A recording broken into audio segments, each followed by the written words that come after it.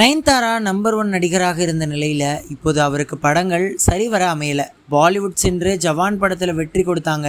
தமிழில் பெரிய அளவில் எந்த படங்களும் போகலை. சுந்தர்சி இயக்கத்தில் உருவாகும் மூக்குத்தி அம்மன் 2 படத்தில் முதன்மை கதாபாத்திரத்தில் நடிகை நயன்தாரா நடிக்கிறாங்க.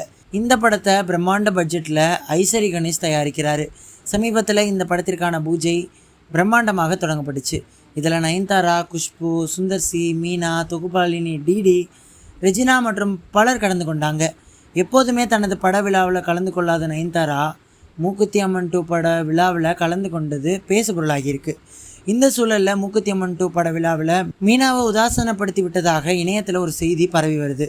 அதாவது அருகில் இருந்த குஷ்புவை கட்டி அணைத்து சிரித்து பேசிய நயன்தாரா மீனாவை கண்டுகொள்ளலை அப்படின்னு சொல்லப்படுது.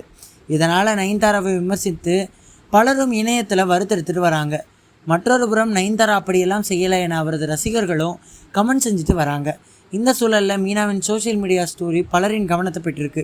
மந்தையில் ஆடு இருக்கும்போது அதில் தனியாக இருக்கும் சிங்கம் ஆடு என்ன நினைக்கிறது என்பது பற்றியெல்லாம் கவலைப்படாது என்று புகைப்படம் ஒன்று பகிர்ந்திருக்காங்க. இது நயன்தாராவுக்காக இருக்குமோ அப்படின்ற ஒரு சந்தேகத்தை ரசிகர்கள் மத்தியில் எழுப்பியிருக்காங்க.